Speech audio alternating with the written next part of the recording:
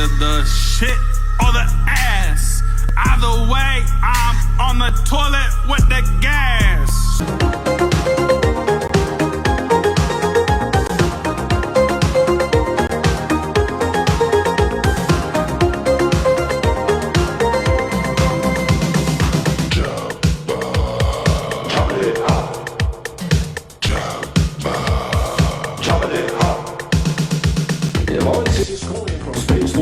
Somebody's coming to eat us some reindeer. Don't be afraid, television saying. Don't look at it, don't mention it, where they spring.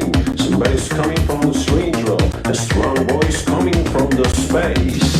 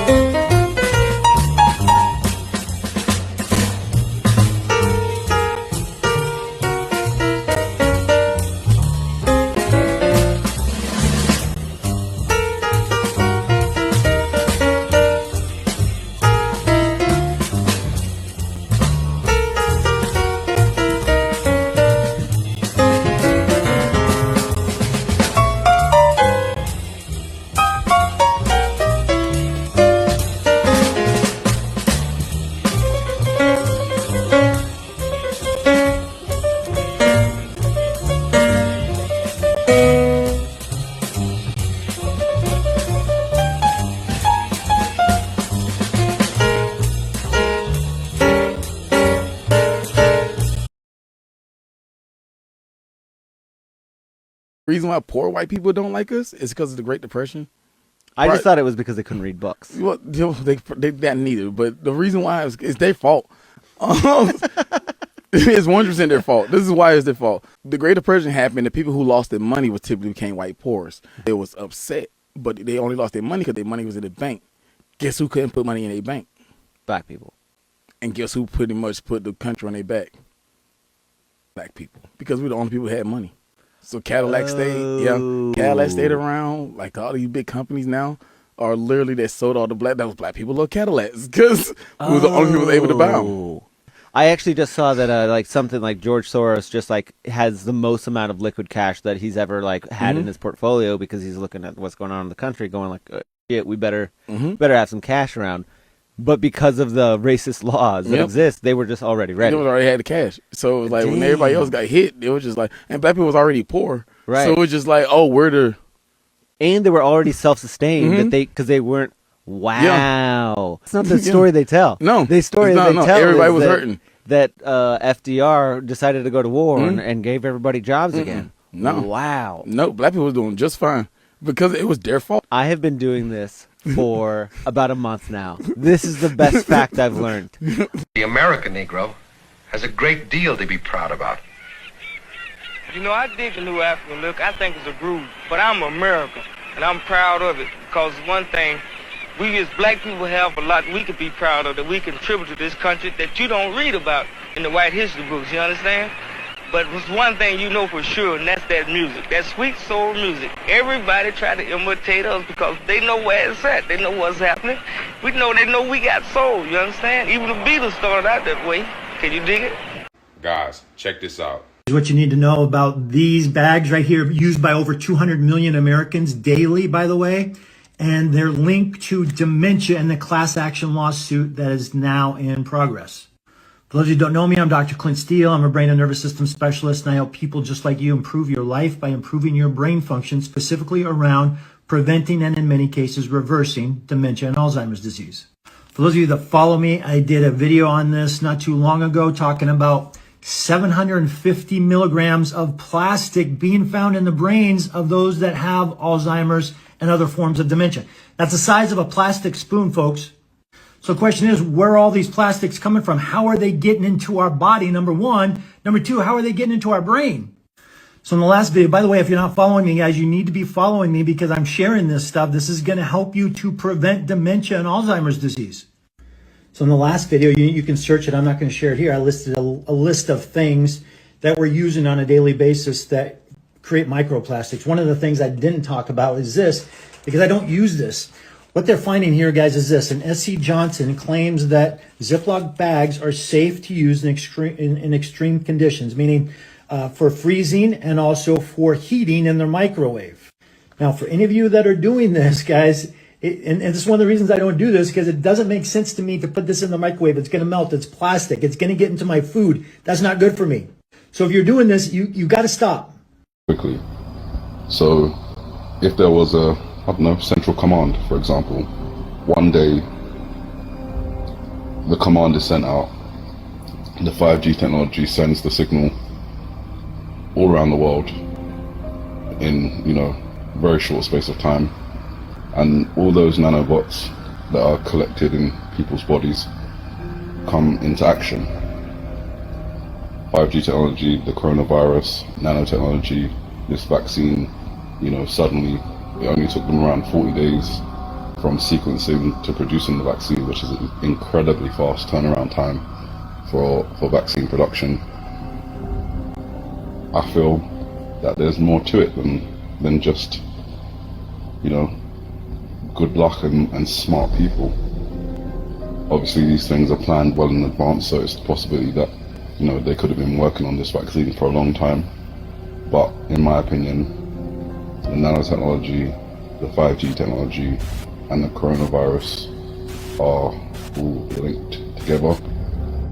Now, the two documents, I'll read them out to you. The cover page document says DTFN estimates for nano-domestic quell Phase 4 updated compliance. And this is for the Assistant Director of Advanced Projects, the Office of DARPA Command, for the Department of Secretary of Defense, eyes only. Then it describes nano-domestic quell in the other document. And it says that there needs to be more inflows of dispersal in Pepsi Company, 9.9% more, Nestle, 8.5% more. It goes on with the different percentages. Chicago Municipal, that's referring to the water supply. Atlantic Municipal, another water supply. Coca-Cola, Los Angeles Municipal, and Seattle Municipal. These are just a few of the very many areas that these things have infiltrated. Okay, so I'm in no way questioning how much fuel this plane can hold, but this guy says, no way you can convince me that a plane can fly with tens of thousands of gallons, 300,000 plus pounds of gas sloshing around in the wings. This is a National Storage Tank SCT 2704VR, 60,000 gallon water tank. Boeing 747 holds 63,500 gallons of fuel weighing 2,000 tons. So this is called, there's a term for it, it's called the jet fuel conspiracy or jet fuel hoax. I'm not saying I believe it, but something about this is a bit strange. It's just the kids that aren't supposed to know that Epstein moved to Israel. It's just the kids that aren't supposed to know that all the Nazis moved to America after Operation Paperclip. It's just the kids that aren't supposed to know that they moved to Argentina. It's just the kids that aren't supposed to know that we didn't kill Hitler and World War II was won by Russia. It's just the kids that aren't supposed to know that Henry Ford invested into Hitler. Hitler didn't invest into Henry Ford. It's just the kids that aren't supposed to know that George Bush's grandfather invested into Hitler. Hitler didn't invest into them. It's just the kids that aren't supposed to know that business isn't a thing. It's just a front that rich kids use to take the land after the war is done. Trump is not a businessman. It's just the kids that aren't supposed to know that he's investing into warmongers. It's just oh wait, you'll believe me. It's just the kids who aren't supposed to know that Daphne Barak is the cousin of Ehud Barak. Ehud Barak is the prime minister of a country that I cannot say. Daphne is a known Mossad agent, has been for 30 years, covering as a news reporter in alt-right spaces in our government. She introduced Trump to Steve Bannon and Jeffrey Epstein, right? So it is just our children who aren't supposed to know that Ehud was friends with Jeffrey, was seen on a plane with him more than 20 times. It's just our kids who aren't supposed to know that he was photographed walking in and out of Jeffrey Epstein's apartment. It's just our children who aren't supposed to know that 3 women came forth in the trials, in the Epstein trials, and say that they were essayed by Ehud and Epstein, right? It's just the kids who can't know what our world leaders does. It's just the kids. And you know how trafficking goes. Ehud had his own cases in Israel that he was running away from. But it's just the kids who can't know that. R.I.P. Virginia. We love you and we know that you were unalived. And we will do whatever we can to get the news out. I watched every second of that trial. It changed my life. It's just the kids that aren't supposed to know that Jeff was so close with the prime minister of that country that they arranged a marriage with the daughter of the head of intelligence. It's just the kids who aren't supposed to know that. It's so obvious to everybody else. But for some reason, we can't let the kids know that in the trial, the women said that everyone that was around Epstein was obsessed with eugenics. That was the point of the trial. That's why they silenced the trial. Bill Gates is obsessed with eugenics. Donald Trump. They're all supremacists. Virginia said that they said the N-word over 100 times a day. What? What? No one talked about that. Under oath, she said that these white people were saying the N-word all day, every day. And all they did was talk about black people. And all of their money went to eugenics. I mean, that's literally what was happening in Germany. The reality of it is this. The white man was the first man in America to create children that he never wanted to take care of.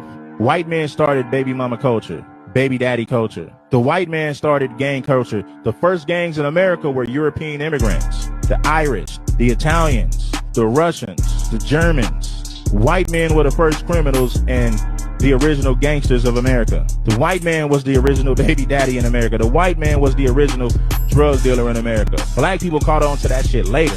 All of that shit started with white European immigrants in this country. The first gangs of America, European immigrants. The first drug dealers in this country, European immigrants. Prohibition, they were selling alcohol, they were selling drugs. The first man to create babies that he didn't want to take care of was the white man in America. He will never talk about that. He's going to skip past that and point the finger at black people and blame us for all this dysfunction in the country while ignoring the death and destruction that was caused by the white man right here in America, the United States.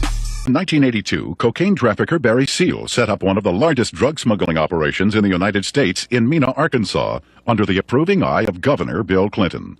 Barry Seal was a drug smuggler. Now, he tried to set it up in his home state of Louisiana, but they wouldn't let him.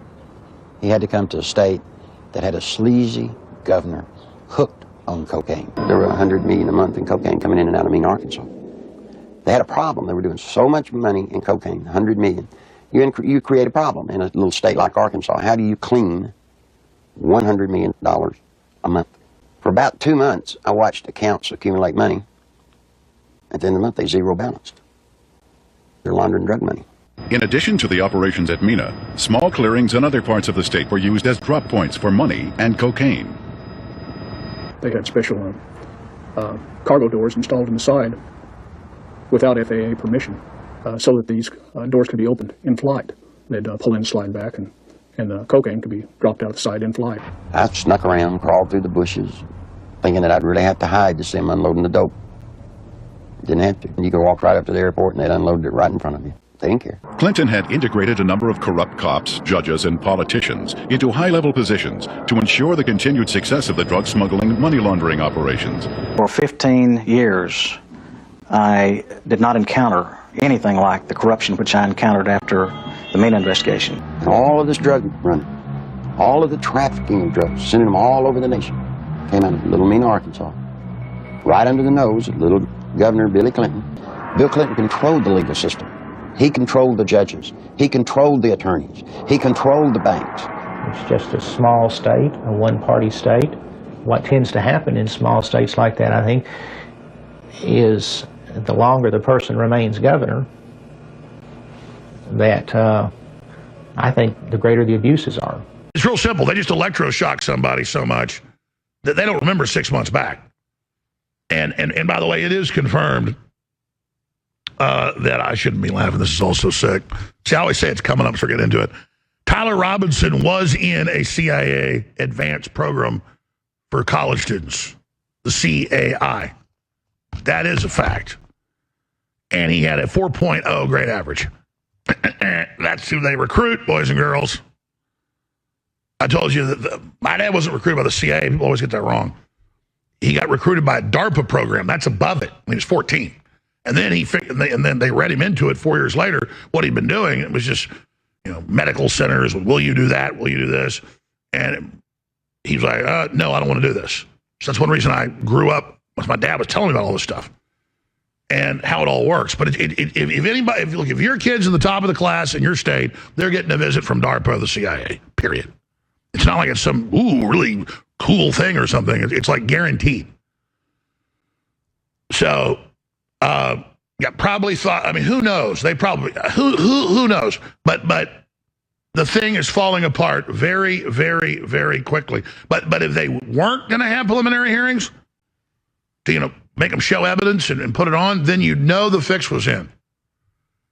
It looks like he might have lawyers. Maybe his brain's so wiped they want to figure out what's going on. I'm purely speculating at this point. But they run electroshock through your cerebral cortex, 3-4 minutes at high voltage. There's literally steam coming out of your ears. You will not remember anything for at least 6 months. You may never remember anything again. So it's real simple. But I'm sorry, I'm digressing. It's hard to stay away from the Kirk thing. It's such a whodunit, ultimate deal. And we feel so terrible for Charlie. I do believe Charlie was killed. It's just that's where all this goes now when we see ballistic stuff happening that's so weird. And then I'm the one up here. Everyone expects to give my view on things because I am pretty well researched. And later, Alex Jones said Charlie Kirk is on his own private island somewhere doing great after plastic surgery. He lives now at Santa's workshop at the North Pole. The problem is we get lied to so much you cannot expect people to believe anything anymore. And so that's why we have to go through each theory and each thing. And then I'm like, really, the whole story doesn't add up at all. And really, he worked in the highest level CIA college feeder program out of high school.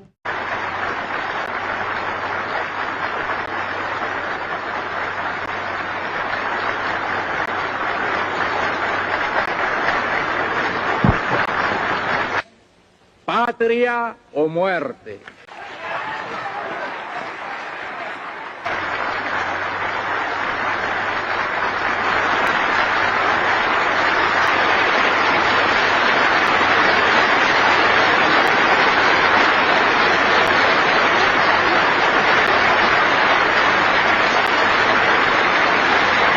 Ago, I flew out my first 10-year-old with a heart attack, and I had to fight the doctor in the ER because he's like, 10-year-olds don't have heart attacks. And I argued back and forth for 30 minutes to force his hand to get an EKG to find out that he had almost a complete STEMI, which is ST elevated myocardial infarction, for which you could see it lit up on the 12-lead EKG. And he's like, well, that's not possible. And I'm like, well, he was just vaccinated yesterday. It is very much possible.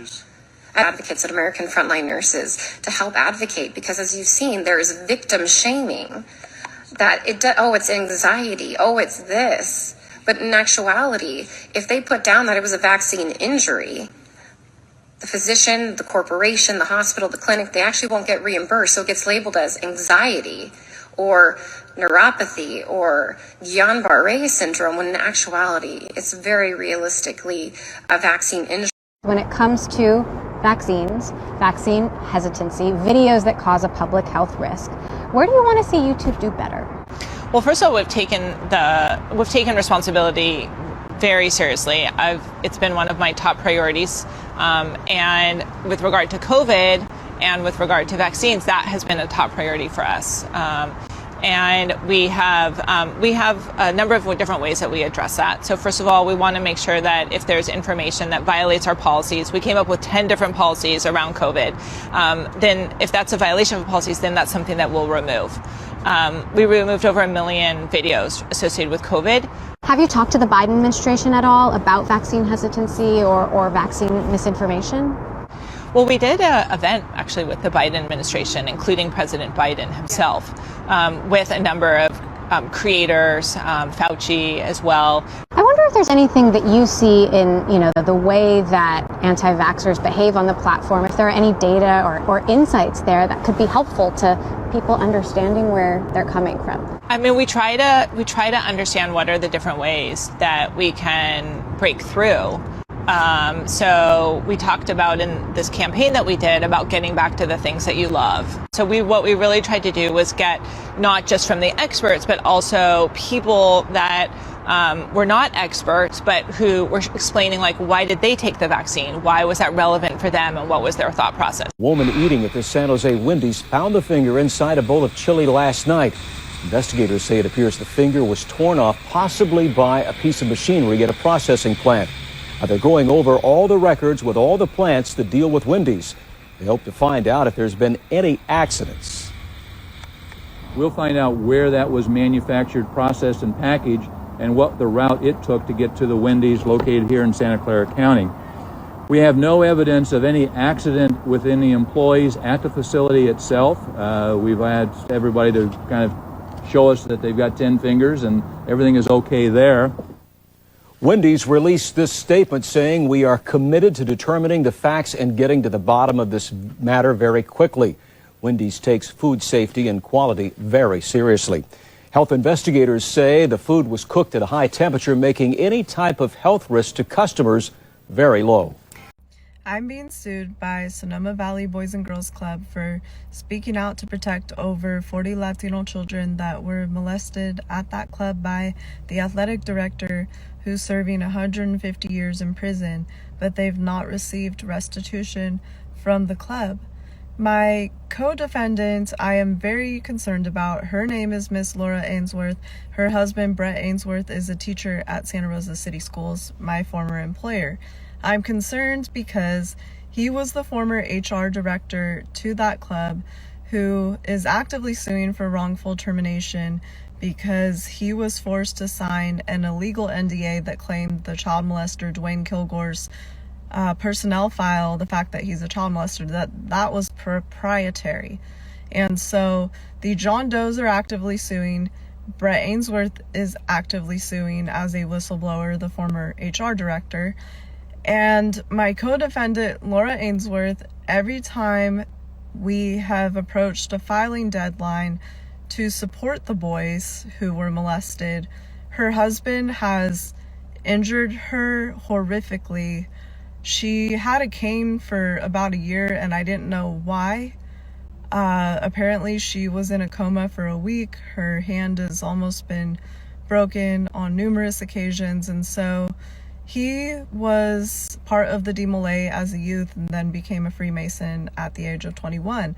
And so it seems that he's very well interconnected to the plaintiffs that are suing us. None of it is making sense. He has been operating multiple virtual private networks and has an abundant amount of data that he is using on these devices. And so my friend informed me that one of the accounts that is registered to this VPN that he utilizes through his Gmail or what have you, the algorithm is full of adults and children who essentially are missing limbs. So that's a weird thing to come up in your suggested reels. Like, I get suggested reels about fitness routines, things of that sort. So very odd. I did report this to Santa Rosa City Schools because he's a teacher there. Events transpired recently that I will be writing about, but I don't know why he has been so aggressive towards his wife. I would think that he would want to support these young boys. I'm worried about her life. She was roofied as well. That's another big part of the story I left out. So Santa Rosa City Schools, even though I informed them he potentially may have child pornography or be involved with something nefarious, they absolutely refuse to look into this. So I hope there's not organized crime happening in Sonoma County. What the fuck are you wearing? Gaga, gaga, goo goo gee gee. Sure you want to do this, honeybee? Depends. Are you a man? Are you a man? And I remember that I don't think I got hands that much.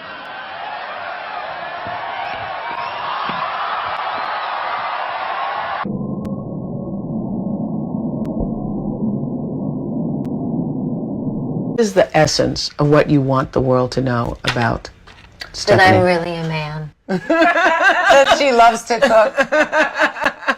No, but I want them to know that she's real. That she's a very real human being, like anyone else.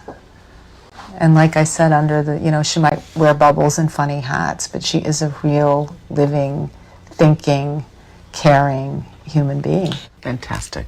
Creep on in, on in, on in.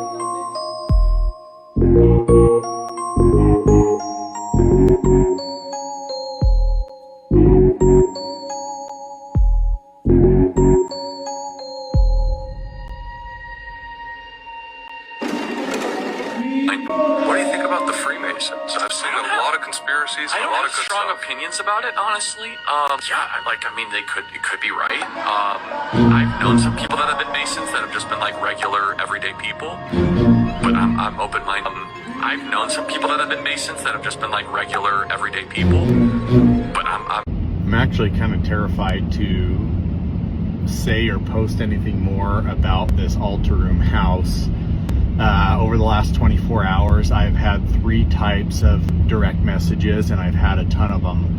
One is from people who know exactly whose house this is and what that room is. 2 is from people who have messaged me saying they've been investigating satanic ritual abuse in Utah for years and have a whole bunch of questions for me. I didn't even know what this was until 24 hours ago. I'd never even heard of that. And then the 3rd type of message, which is the one that's really, I guess, caught me off guard, is the messages from ghost accounts where they literally don't have any other friends. They're brand new set up accounts, and they message me saying, you should take this post down. You should not post part 2. You don't know what you're getting into. So with that being said, I'll give you guys a little bit more context on this house. I went and showed this house to a client in 2020.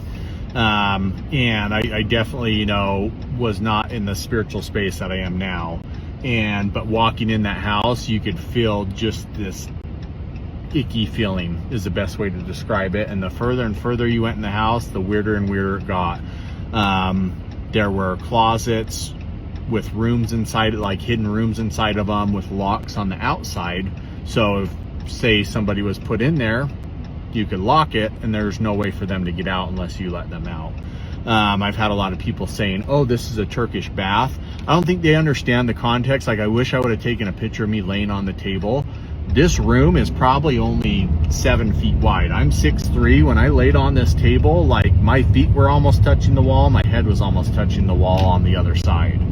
And so this definitely was not a purpose-built Turkish bath for an adult. Like, there's just no way that was there. The other weird part is there were cameras wired in that room, or wiring for cameras in that room. Excuse me, there weren't any cameras currently in there, but there was wiring for cameras in that room, which was weird. And then everyone else saying, oh, this is a sauna, or this is a shower room, or something like that. No, this room was like the 3rd room in a giant room, and you had this room at the very back. Then you had a shower room, which I'll post a picture of now, just part of it, because that's all I could get. It was bigger than the picture. And then there was a sauna on the outside of that, and that's what you went into. So you went in the sauna, then you went in the shower room, and then you went into this last altar room is what I call it. Who's this person? And they tell me the person's name, and I go, oh, wait a second. And I look again, I'm like, I know this person, because it's been a few years, but I know this person. This person's been around Turning Point for quite some time, for years. Like I said, back when I was working at Turning Point, early days.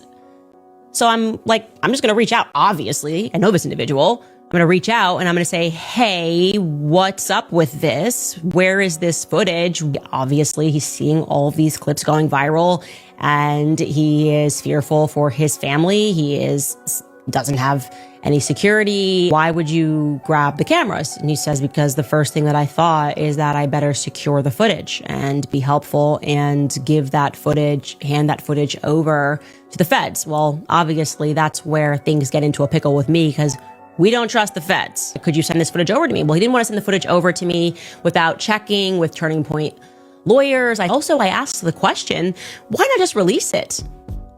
We've already seen the worst thing that you could possibly see from the front. In the short run, he agrees that rather than send the footage, he will get onto a FaceTime call with me and he will show me the footage on his computer.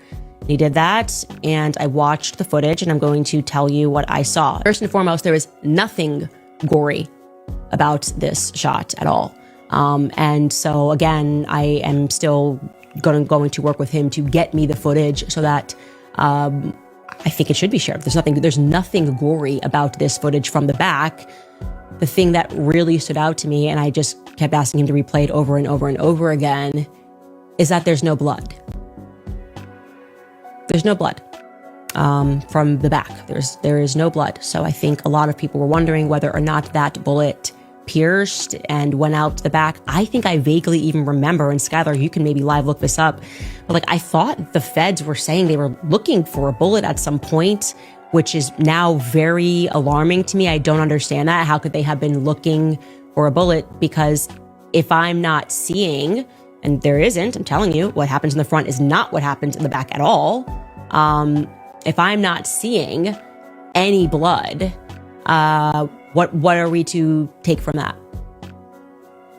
The only thing that could make sense, if what they're saying is true and that person took the shot from the place that they're saying that individual took the shot from, it would suggest that it was inside of Charlie, right? And they would know that. The feds would have known that. So they would have communicated that they were never looking for a bullet. Because remember, one shot. So I'm very confused. I'm very confused, not by what I saw, but what I didn't see. Okay? That's pretty much all I can tell you right now. And I am going to try to get all of the footage. I'm the guy that teaches PSYOPs. Telling you that we are in a PSYOP. 1,000%. We are in a big time PSYOP. And that does not mean that I have some kind of x-ray vision and I can see the puppet masters up above the stage. I don't know. I'm not saying I don't research that stuff. Right. But I do research these techniques. And they're definitely here. And it looks like this is the same process that's happened all over the world where PSYOPs were sped up and weren't allowed to mature before the next phase began. And I think people are saying, well, this is bonkers or this is ridiculous, just crazy. Like it's just in your face. Yeah. It's from the left, from the right, from everywhere. Yeah. And it has nothing to do with left or right. And I think that is in itself a whole nother discussion. Yes. But we're seeing a timeline being sped up. We're seeing things done more and more in the open because there's probably not time for the previous step to mature to get our minds ready to receive the next one. I see. That's what it is. These kids in Peru all were having visions of the same guy, and it was over 100 of them. 100 kids? Yeah. It happened at this school called Elsa Parrilla Flores, and in the summer of that year, it was 2016, over 100 kids from the ages of 11 to 14 started having stupid, weird symptoms as they were having like dreams or visions of this guy that they described was wearing all black and he was always trying to kill them. It happened in different classes all at once. They all were fainting around the same times during class. So, and having those dreams. And they were having like seizures, muscle spasms, like throwing up, all this other stuff as they were having those type of visions of this guy. That's some Freddy Krueger type shit. No, I'm not even kidding. Yeah, like this kid said he was chasing me and he was trying to strangle me to death. Whoa. Pretty much. That's what one of the kids said. And a bunch of them had other like crazy scenarios of him trying to kill them. But for the most part, it was this guy chasing them. It was always the same guy. All of these kids end up going to like doctors to see what the hell was going on with them. Like, why are they having all these random muscle spasms and things like that? The doctors have no conclusion of what it was because there's no signs of them being sick. Wow. Of them having history of this type of stuff, of muscle spasms or seizures or anything like that. Schizophrenia, no schizophrenia, like nothing. It was the first time that has ever happened to like 98% of these kids at that school. Their eating habits were normal. They tried to even see if it was food poisoning maybe at the school, things like that. It was none of those things. The craziest part about this is the town and just everybody that was in that area, they ended up just ruling it off because there was no other explanation. They just said, all right, bro, majority of these kids hasn't been playing with a Ouija board or something. They just all ruled it off as that. That's what they all just ruled it off as, yeah. Bro, to this day, they don't know what that was. Why all these kids were having this vision of this guy. And this was clearly not fake. Bro. So they were not faking what they were saying. And what about politics? I don't give a shit. You don't find it a great I really don't care about trove politics. Of Some people material? do. I don't. I think the system is corrupt. Every time I'm walking on the street, somebody's like, hey, vote for so-and-so. I'm like, it's all corrupt. Anarchy is the only way we're going to change anything. Violence. Kill a politician. That's the only way you can change. What? Yeah. I mean, obviously you're joking. No. Are you serious? Yeah, voting is not going to make a difference. It has never. Not in 100 years. So what would you like to see? I'd like to see some politicians start getting murdered and reform this government. Oh my God. Do one that's not corrupted. I'd like to get business out of government, and they're not going to do it. So the only way to do that is start killing people. Isn't that exactly what Look around the world. How has anything changed around the world? How has any regime change happen around the world? Violence. That's the only way. You think people in Arab countries are that much different than us? Yeah. Violence. That's the only way you depose a system that doesn't represent the people anymore. I mean, I think the wonderful thing about the United States is that we can vote, and you do change Your administration. vote doesn't go anywhere. Your vote doesn't do anything. Yes, it does. You can now be arrested and never tried if they say you're a terrorist. Never tried in your life. Just arrested and held forever. Who voted for that? So shoot them all.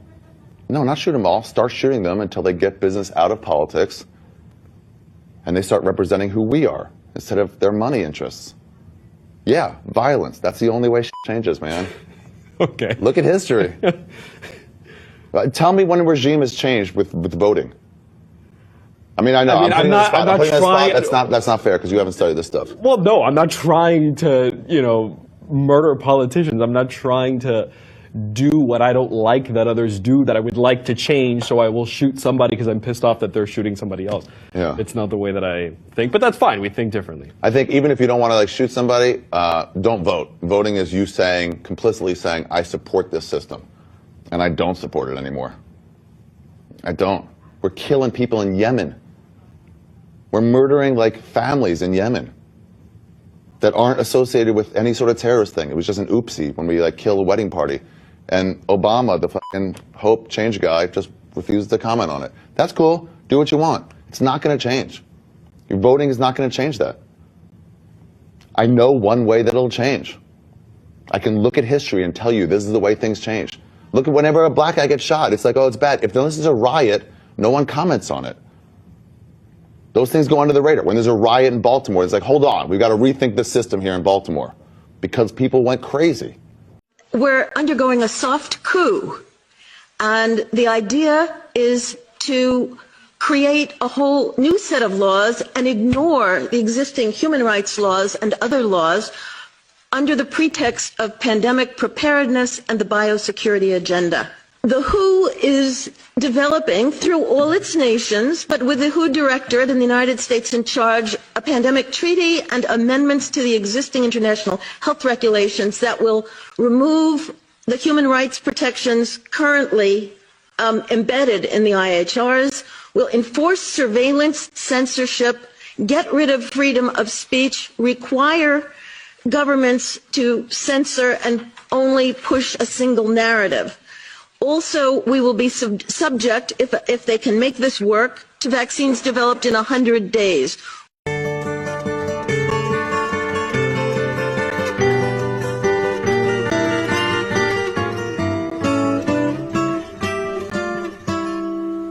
If I could save time in a bottle, the first thing that I'd like to do to save every day till eternity passes away, just to spend them with you. 1932, the Jews, who made up only 1% of the world's population, accounted for 34% of the world's dope peddlers and 47% of robberies. 47% of crooked games of chance, 82% of international crime organizations. And 98% of dealers in prostitution. The most common expressions in the jargon of international gangsters and criminals stem from Hebrew and Yiddish words. So I just learned something freaking disgusting about my new house. And if you don't want these things in your home, this is something you definitely need to know. So newer houses post like 2007 are required to pump in loads of barely filtered exterior air directly into your home through your vents. Meaning you could have all of these filters for your asthma or MCAS or whatever running around your home and it won't matter one bit. Because this thing here is programmed to suck in outdoor air, not just an hour or two a day. Nope, 30 minutes of every single hour a day. That's right, 50% of the time through this little crappy filter that does essentially nothing for pollen, smoke, and certainly not trails and other pollution. This filter sucks. And again, this has been required by code in so many regions across the US since around 2007, depending on the area. In theory, having this makes sense. Old homes used to exchange air through their walls, floors, and insulation. They could just breathe naturally. But mold-prone modern houses are so tightly sealed for energy efficiency that they can't even maintain healthy indoor air quality, to the point where builders are now told to pump outdoor air through the HVAC system instead, which definitely doesn't fix the mold issue and results in far greater quantities of this disgusting stuff getting inside. You know, some people would suggest that this is by design, giving people no escape. Thankfully, the HVAC guy gave me a very simple solution. Unplug it. Or, of course, you can lower the time that it's set to bring in the outdoor air. So for me, personally, I just find it easier to unplug it when the sky is traily or the AQI is bad, and I just plug it back in, open up some windows when it's beautiful outside, which thankfully is a lot of the time. This way, I can control my indoor air quality. And since doing this, I no longer smell wildfire smoke while laying in bed trying to fall asleep. Hope this helps. Sie haben für Aufsehen gesorgt mit einem Satz, der lautet, der Holocaust ist die größte und nachhaltigste Lüge in der Geschichte. Wie meinen Sie das? Naja, das habe ich natürlich auch etwas in Anlehnung an Faurisson gesagt, an den Robert Faurisson, der als einer der ersten ja nach diesen Gaskammern gesucht hat in den Konzentrationslagern und keine gefunden hat. Und ich meine es in dem Sinne heute, es gibt, glaube ich, keine Lüge, die nachhaltiger und verändernder gewirkt hat, und zwar nicht nur in Deutschland, sondern beinahe weltweit, als dieser Holocaust. Ich müsste sehr suchen, um etwas Entsprechendes zu finden. Weil er nicht so stattgefunden hat, meinen Sie? Ja, also wenn es nicht geht mit Zyklon B, was gesagt wird, wenn es keine Gaskammern gab, was sehr viele inzwischen sagen, dann muss die Frage beantwortet werden, wo denn dann die 6 Millionen? Das habe ich 5 Jahre systematisch gemacht mit Freunden, keine Antwort bekommen, aber nicht eine. Dann habe ich dem Justizminister geschrieben, das ist die Situation, können Sie jetzt bitte eine öffentliche Gegenüberstellung der Befürworter und der Gegner machen? Keine Antwort. Dann habe ich ihm geschrieben, ja, wenn Sie mir dazu keine Antwort geben, dann bleibt nur die Konsequenz, die zu ziehen ist, und der Schluss, den Holocaust gab es nicht. Und dann ist er wirklich die größte Lüge, die es jemals gegeben hat. Weil es gibt doch Juristen, die sagen, die ganze Nachkriegspolitik bricht zusammen, wenn das in Frage gestellt wird. Deswegen wird es ja auch so vehement verteidigt, logischerweise. Are successful in their example of being able to provide as a poor country the best medical care in the third world to the whole population, because it's an inclusionary system. It's not like we have here, where you have this huge bulk of the population, you know, marginalized. But there, if everybody can have adequate medical care, if the schooling is adequate for all, and remember, Cuba has more doctors and more teachers per capita than any country in the world, and they have succeeded in these areas, and it's all state supported, which means people don't have to put money out for the medical care or for they of course pay the cost indirectly as a whole society, but they don't have to pay the bill in the hospital and so forth. And so that cannot be allowed to stand. It's a very bad example for the United States. So there is a very large mass of people out there who can look at Cuba and say, well, if they can do it, and on a per capita income of $2,000, $2,500 a year, where ours is $22,500 a year, what's wrong with our system? I mean, maybe we ought to consider an alternative. That's why Nicaragua, Sandinista Nicaragua, had to be destroyed. Exactly. They were a bad example, and that's why Grenada had to be destroyed, because any movement that comes to power with the idea of providing for all the people and of escaping the control of the United States and its economy, let's say the corporations and so forth, then that is bad news here in the United States in the upper circles of power. We have no fingerprints on the pen. We have no fingerprints on the gun. We have a toxicology report that comes back later saying extreme amounts of heroin in his system that could have rendered him unconscious. We have the shells on the wrong side. The note, the last 4 lines are in the wrong size font, and they don't think it's his handwriting. We've had multiple handwriting experts already look at it. He didn't write those last 4 lines, which means that note was written way before he's killed, days before. This is where we point somewhat at Courtney Love. Well, I believe it was Tom Grant, through his investigative work, discovered that Courtney had handwriting sample of Kurt's writing in her backpack. In her backpack. That she left at Rosemary Carroll's house, that she was tracing letters in his style. Why would you be doing that? I have no idea. You did some deal with Courtney, right? Yeah. She offered me 50 grand to whack Kurt Cobain. Yeah. But people might think you're not the most reliable witness. Well, that's too bad. What? You know, when she offered me money, God dang, I wish I would have taken it, man. But I know who whacked him. I just didn't think she was serious. But did she tell you how she wanted you to Yeah, pop she him? just blow his fucking head off. I got the shotgun. Yeah, but if you just blew his brains out like you said, it wouldn't look like suicide. It looked like you blew his brains out, right? But I told Alan, my friend, who... No, it's a nice little assassination. Yeah? Perfect assassination looks like suicide. Cops will do suicide. Would you think it looked like suicide? Do you think it really added up to suicide? Because it seemed physically impossible for him to have put away his heroin kit and shot himself in the mouth with the amount of heroin was in his system. He had probably had a pretty high tolerance. Plus, you know, if you had him a little bit incapacitated just so his heart's pumping, you can pump a little bit of heroin into him. It wouldn't be that big of a deal. But if his heart's pumping, isn't that going to send the heroin through the system a lot faster and actually kill him a lot faster? No, I don't think so. As long as he's in there, that's all you need. Guy shoots up, gets a little depressed, sticks a shotgun in his mouth. Hey. As long as the shotgun blast removes part of the neck, so any kind of marks on his neck put on there by someone else. as long as those are erased, it looks like a nice little clean suicide.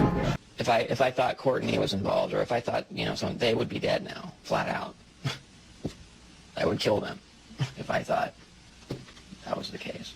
Positively ID him at the gun store. They can ID Dylan. There's somebody else with him. They say standing in the back. They can't positively say it's Kurt. Kurt is basically assaulted and forced heroin. He is now rendered unconscious in front of people. He is then taken to the greenhouse, carried to the greenhouse. Is he alive at this point? I don't know. He's slumped or kind of fireman carried. About 30 to 40 minutes later, a gunshot is heard. That is the shot through his mouth. After that, these people stay in the house. The killers of Kurt Cobain are Dylan Carlson and Daniel Clint Rich. The accessories, or if you want to call them witnesses, I call them accessories, Michael Callie DeWitt, Renee Navarrete, Jessica Hopper, Jennifer Adamson, and Bonnie Dillard. In 1993, did you offer Eldon Hoke $50,000 to murder your husband, Kurt Cobain? Oh, God, Richard Lee, you suck so bad. All they need to do, if there is a law, is to show us the law, which, of course, they never did, And the reason they didn't do it was why? because there is no law. That's not. Remember he said earlier the Internal Revenue Code was authorized by the 16th Amendment? The Internal Revenue Code is authorized by the 16th Amendment. Remember, the Supreme Court said the 16th Amendment did not give the government any new taxing power. These decisions have never been overturned. Let's listen further. Can the lower courts overrule the Supreme Court? No. How are they putting people in jail today for not paying a tax on their labor when the Supreme Court said they don't have to? Doesn't the IRS code have to be in compliance with the Supreme Court? That's my big Aaron, question. this is a waste of time. Well, Because whatever I say, you're not going to believe. He's right. I don't believe him. And neither should you. He wants us to believe we should obey the IRS code, which is being enforced in violation of the many Supreme Court decisions. If the Supreme Court made a decision... Thank you, Aaron. I think we're finished. I'm sorry, Mr. Cohen, you're doing that. Well, I'm sorry that you constantly re-argue the point. You're liable because the law says that you're liable, and the courts say the law says you're liable, and that's why you're liable. You see, he's talking about the lower courts, who are not in compliance with the Supreme Court, as they have to be. Doesn't the court have to be in compliance with the Supreme Court? The Supreme Court has so held. Where? You caught me unprepared. I'll come back. Well, I don't want to do that. But let me ask you a hypothetical question. No. You're making silly arguments here. Why is the Supreme Court decision a silly argument? Well, because it's inapplicable. That made my heart stop. He just said Supreme Court decisions do not apply to the IRS. That's the behavior you would expect from a totalitarian country, maybe China or Russia or Cuba. Not from America. They're just making up the law as they go along. Now I knew the tax honesty movement was right. The IRS thrives on intimidation and fear, not by law. It's no different than a criminal protection racket, using force to extract your money from you. Then the former IRS commissioner, now working at a prestigious Washington law firm, threatens me. Watch. Aaron, you understand Yiddish. Cornish to helfen. For those of you who don't understand Yiddish, that means nothing will help you. Now it all became clear. Internal Revenue Code does not make most Americans liable to file a tax return and to pay an income tax that, in fact, when they do so voluntarily. Most Americans. Mr. Bannister? Yes, I would say that statement is absolutely true. Mr. Turner? Yes, I agree, and it was one of the major reasons that caused me to have to resign from IRS. Mr. Beecraft? Well, I'll give you a legal answer. The government says those who are required to file a return are those that are liable. The sections that we have covered today, previously, you've read 6001, 6011, those are the general rules regarding the filing of returns. Those statutes use the word liable. And then if you engage in a search for who's liable for the income tax under Subtitle A, sections 1 through whatever the end is, 1473, it varies from year to year. The only section that you will find in reference to someone liable, using the words of the government, are the withholding agents at 1461. Withholding agents for non-resident aliens and foreign corporations. Those are the only ones that are specifically statutorily made liable. Does that answer your question? I'm the greatest why? I'm the greatest why? I'm the great why? First time in 50 years, NASA is going back to the moon. The space agency planning a crewed mission that could launch as soon as February next year. It'll see 4 astronauts fly around the moon for 10 days and also one person who's never been to space before. It'll take the crew further into space than any human has before. First time we're going to send humans to the moon and we're going to have humans in low Earth orbit. That is awesome. First time we're going to send humans to the moon and we're going to have humans in low Earth orbit. That is awesome.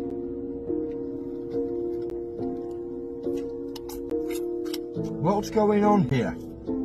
First time we're going to send humans to the moon and we're going to have humans in low Earth orbit. That is awesome. So, wait a second. This is the first time that they're going to send humans to the moon, but it's also the first time in 50 years. Which one is it? NASA, pick a timeline because you can't have both. I mean, either you're making history or you're just going to be replaying the greatest hits from the 60s, you know. Honestly, at this point, even the scriptwriters at NASA's seem very confused. Someone passed them a fucking calendar. But obviously, for the sensory reasons, this was just for entertainment, and I'm as fictional as a dinosaur, baby.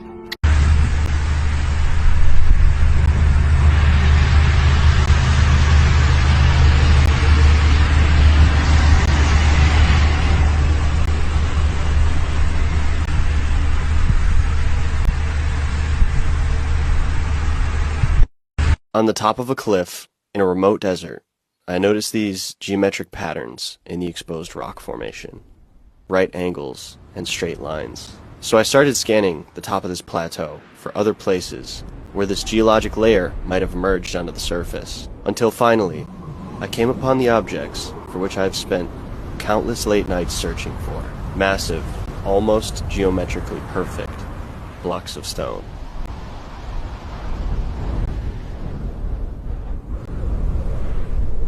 So I went there, and came to realize the most incredible part of this place was what lay in between the blocks.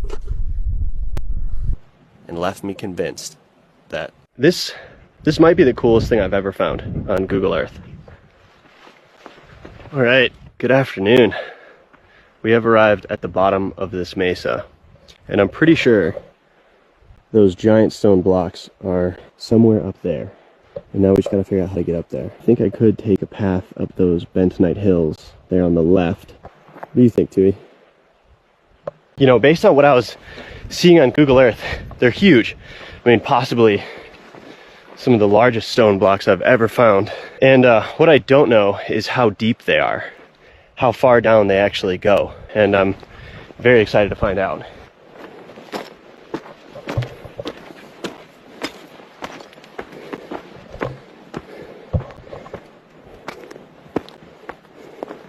Look at these ball concretions across the valley from us. Some strange geology out here.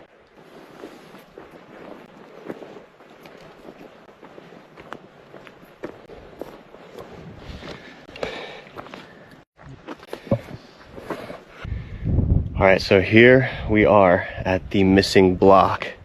I remember this section in particular made the internet go a little crazy.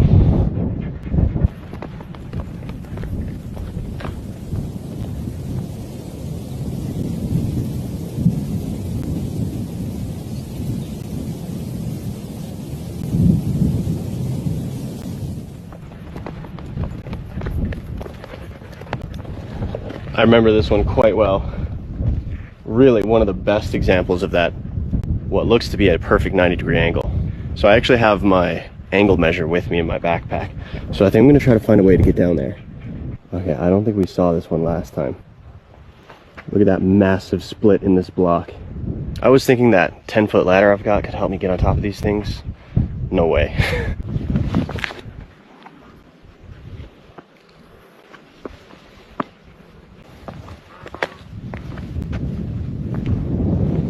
Alright, I think that is one of the most impressive blocks of stone on this entire cliffside. And somehow we did not see it last time we were here. Alright, now we're going below the cliff layer on a hunt for more petroglyphs and to see these immense cubes from the bottom up before we start heading up the point.